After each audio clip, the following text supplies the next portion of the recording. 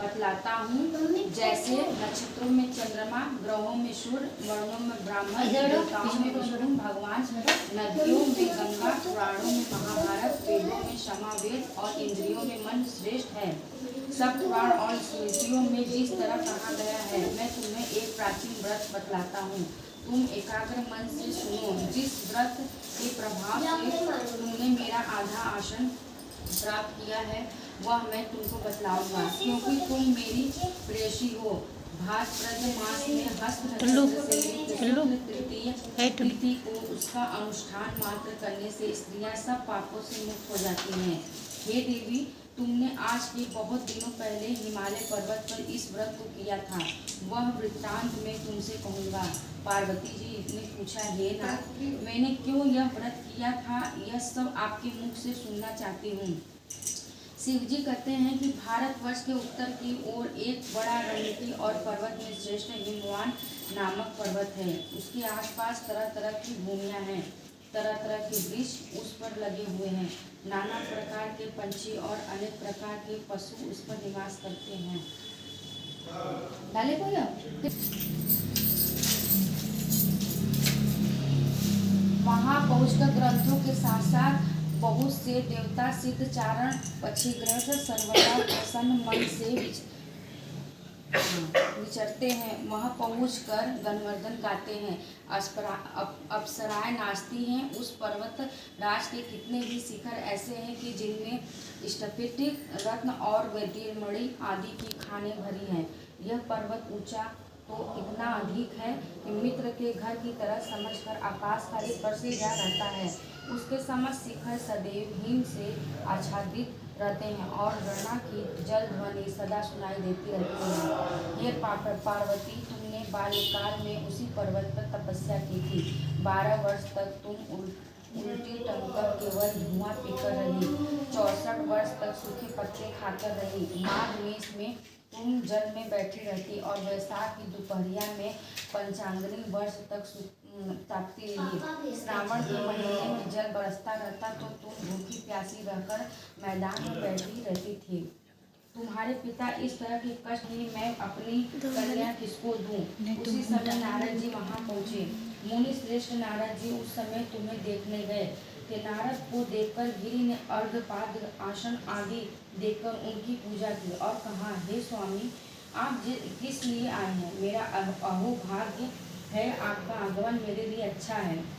नारद जी कहा, हे पर्वतराज सुनो, विष्णु भगवान का भेजा हुआ मैं आपके पास आया हूँ। आपके चाहिए कि यह कन्या रत्न किसी योग्य वर को दे। भगवान विष्णु के समान योग्य वर ब्रह्मा, इंद्र और शिव इनमें से कोई नहीं है। इसलिए मैं यही कहूँगा कि आप अपनी कन्या भगवान विष्णु को ही देंगे। हिमवान ने कहा, भगवान विष्णु स्वयं मेरी कन्या ले रहे हैं और आप यह संदेश लेकर आए हैं तो मैं उन्हें अपनी कन्या दूंगा। हिमवान की इतनी बात सुनकर मुनि राज नारद आकाश में विलीन हो गए। वे पीताम्बर, शंख, चक्र और गदाधारी भगवान विष्णु के पास पहुँचे। वहाँ हाथ जोड़कर नारद जी ने भगवान विष्णु से कहा, हे देव सुनिए, मैंने आपका विवाह पक्का कर दिया है। उधर हिमवान ने पार्वती के पास जाकर कहा कि हे पुत्री, मैंने तुम्हें भगवान विष्णु को दे डाला है।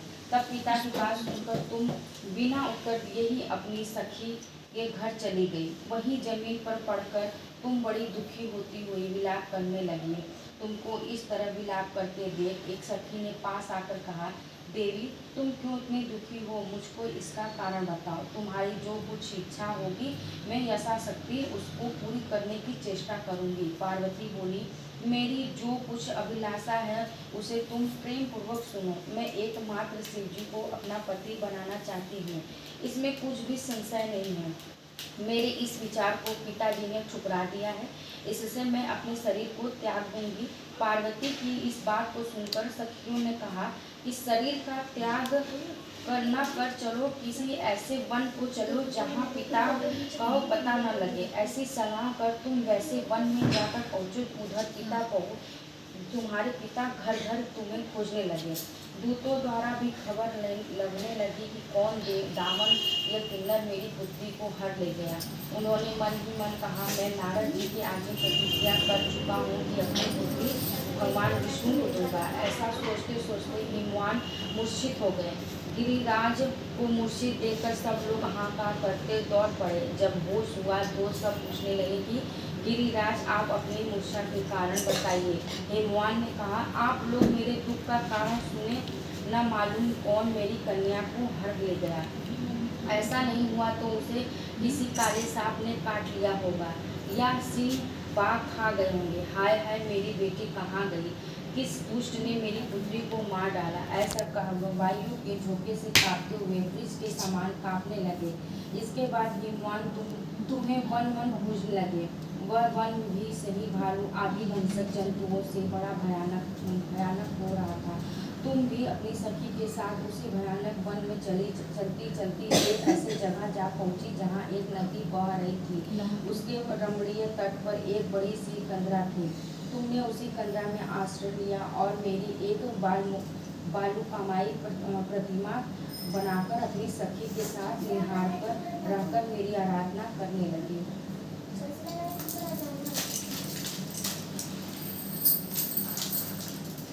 जब भाद्र शुक्ल पक्ष हर्षयुक्त तृतीया तिथि प्राप्त हुई तब तुमने मेरा विधिवत पूजन किया।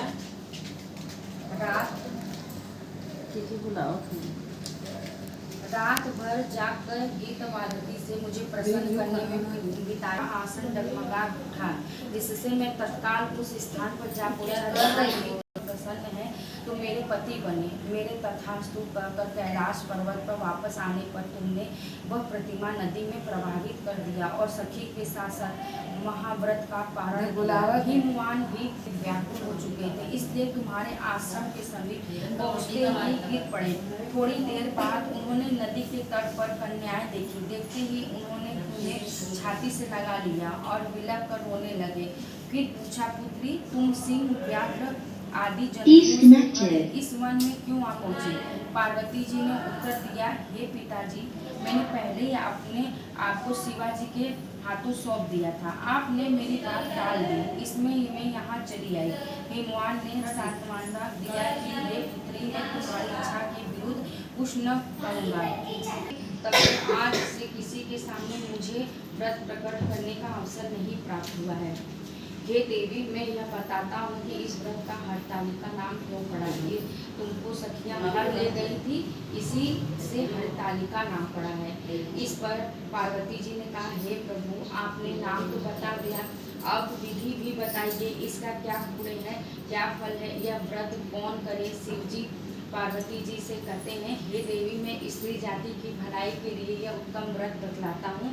जो स्त्री अपने सौभाग्य की रक्षा करना चाहती हो वह यत्नपूर्वक इस व्रत को करे। पहले कतली के खंभे आदि से सुशोभित एक सुंदर मंडप बनाए। उसमें रंग रंग के रेशमी कपड़ों के चंदवा लगाकर चंदन आदि सुगंधित द्रव्यों से वह मंडप लिपाए। फिर शंख, भरी, मृदंग आदि बजाते हुए बहुत से लोग एकत्रित होकर तरह तरह के मंडलाचरण करते हुए उस मंडप में पार्वती तथा शिव जी की प्रतिमा स्थापित करें। उस रोज दिन भर उपवास करें। बहुत से सुगंधित फूल, गंध और मनोहर धूप एवं नाना प्रकार के नैवेद्य आदि एकत्र कर मेरी पूजा करें और